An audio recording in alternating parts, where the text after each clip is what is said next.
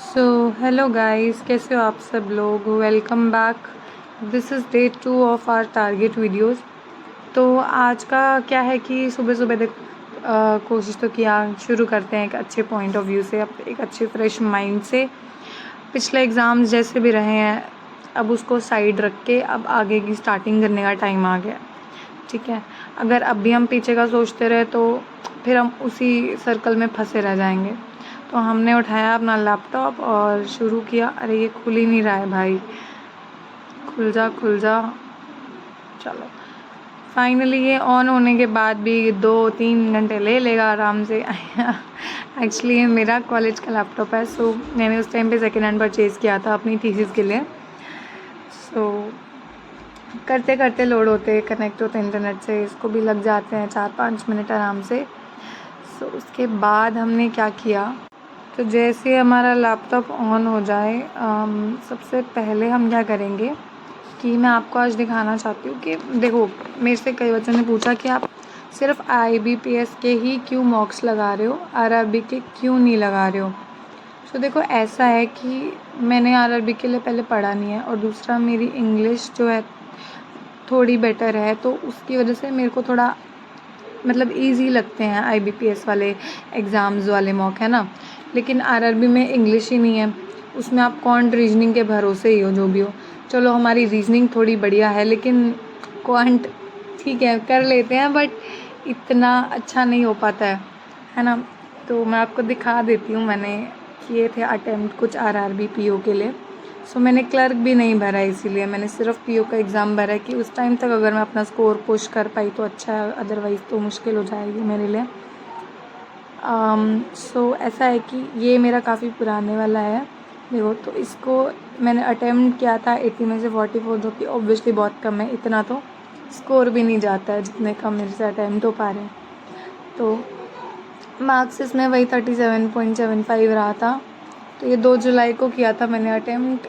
अब ऐसा नहीं है कि बिल्कुल कम रह रहा है, कुछ में 40 प्लस चल जाता है, कुछ में 30 माइनस रह रहा है।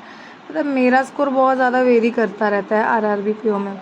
सो इसीलिए आई हैव डिसाइडेड कि मैं इसको इतना भी ज़्यादा फोकस नहीं रखूँगी। जब मुझे पता है मेरी स्ट्रेंथ जहाँ पर है, मैं उसी पे फोकस करूँगी। अब जैसे ये वाला मौका आप देख सकते हो, ये मैंने लगाया था, तो इसके अंदर मेरा 56 अटैम्प्ट गया था और स्कोर मेरा रहा था 43.75। ठीक है, तो अब इसमें भी वही है, रीजनिंग में देखो ट्राई किया था 40 आउट ऑफ 40 कंप्लीट करने का, बट 30 प्लस हो जाते हैं। उसके बाद क्वांट के लिए टाइम नहीं बचता है हमारे पास। और कुछ बच्चों ने मुझसे ये भी बोला था कि जैसे आप टेक्स्ट बुक को लोग मानते हैं कि उसका लेवल बहुत कम है, but trust me guys, text book का level up to the mark है। जितना आपको एग्ज़ाम में चाहिए वो उतना रेलेवेंट ही दे रहा है आपको। ठीक है, वो कोई इधर उधर से नहीं डाल रहा है। अब जैसे फॉर टफ़र मॉक्स आई प्रेफर गाइडली, ठीक है, पर ये है कि आप जब ज़्यादा ही टफ मॉक लगा लेते हो तो फिर आप बहुत डीमोरलाइज हो जाते हो। ठीक है, सेम RRB PO यहाँ भी मेरा इतना खास नहीं हो पा रहा था, so I focused on IBPS clerk के मॉक्स। तो मैं आपको दिखा देती हूँ, ये 2024 के IBPS क्लर्क के मॉक्स हैं। मैंने फर्स्ट वाला लगाया था and I have attempted 73 questions है। ठीक है, सॉरी 72 या 73 अटेम्प्ट किया था, और जो मेरा स्कोर 46.75 कुछ रहा था। अब यहाँ पे कमी कहाँ रही, कमी ये थी कि इंग्लिश में बहुत गलतियाँ हुई हैं, क्योंकि आप सबको पता है गाइडली का लेवल थोड़ा टफ होता है। ठीक है, तो इंग्लिश में हम मेरे से गलतियाँ हुई हैं, थोड़ी ज़्यादा ही हो गई थी। तो बट परसेंटाइल इंग्लिश में ठीक था, तो मैंने 29 अटैम्प्ट किए थे, 16 मेरे ठीक थे, बट वही गलतियाँ ज़्यादा हुई तो 13 मेरे गलत थे। ऐसे ही क्वांट में भी 15 सही थे और मेरे 3 गलत हो गए। रीजनिंग में भी मैंने टोटल 26 किया था, तो मेरे 5 गलत हो गए थे। और ओवरऑल जो मेरा इसमें परसेंटाइल बन रहा था, ठीक है, ओवरऑल मार्क्स तो मेरा कितना था, 52 टोटल करेक्ट रहे और 46.75 मार्क्स बने थे। और फिर इसमें एनालिसिस में परसेंटाइल मेरा था 74.8 समथिंग, तो प्रोबेबली 75% लगा लेते हैं। ठीक है। तो वही मैं आपको बोल रही थी कि मेरा 75 प्लस इस पे गाइडली पे रह रहा है एंड टेक्स्ट बुक पे रह रहा है मेरा 88 के अराउंड। तो पर मेरे स्टेट की जो कट ऑफ है वो जाती है बहुत ज़्यादा। पंजाब से आप लोग जानते होंगे 81 के नीचे कभी कट ऑफ नहीं गया। तो अभी भी मुझे बहुत पुश करने की ज़रूरत है, बट मैं आपको बोलूँ ये प्रीलिम्स में ना हम सिर्फ प्रैक्टिस से कर सकते हैं, पर मेंस के लिए मेंस हम लोग भूल जाते हैं। ठीक है, तो मेंस का मैं आपको सजेस्ट करूँगी ना कि आप लोग सेक्शनल्स लगाओ, वीकली लगा लो, जैसे कंफर्टेबल लगे वैसे लगाओ, लेकिन सेक्शनल ज़रूर लगाओ।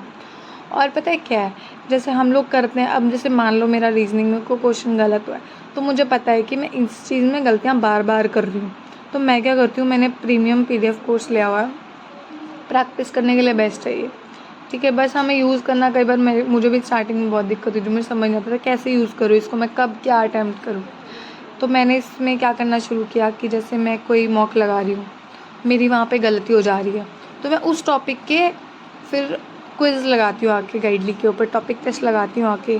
ठीक है, तो अब इसमें क्या किया, जैसे मेरी पजल्स मानो गलत हो रही हैं, तो स्टार्टिंग में पहला तो मैंने किया था कि 2 घंटा आप बैठ जाओ, जितना हो सके उतना पजल्स लगा लो। और पजल्स ऐसे नहीं लगाने की सीरीज़ वाइज, ठीक है, पहले पार्ट 1 फिर पार्ट 2 फिर पार्ट 3 नहीं, हर कैटेगरी का फर्स्ट पार्ट लगा लो। इससे फ़ायदा क्या होगा कि आपको हर कैटेगरी की पज़ल पता लग जाएगी, कैसी आती है कैसी नहीं। और मान लो एग्ज़ाम में जो आपका इजी वाला पार्ट है, जो आपको लगता है कि ये तो मेरी ऐसे बन जाती है, वो वाली पज़ल आ गई टफ, उलझा के बहुत ज़्यादा, वर्ड्स वेरिएबल वाले आ गए, वेरिएबल वाली आ गई। ठीक है, तो उस केस में हम क्या करोगे, आपने सब टाइप की पज़ल की हुई है, तो आप अगर कोई डिफरेंट टाइप की पज़ल आ गई जो ईजी कैटेगरी में पढ़ रही है, तो आप वो अटैम्प्ट करोगे। ठीक है, तो इसके लिए आगे भी हम बात करूँगी कि कैसे आप पेपर अटैम्प्ट करो। तो मिलते हैं नेक्स्ट वीडियो में, टिल देन बाय बाय।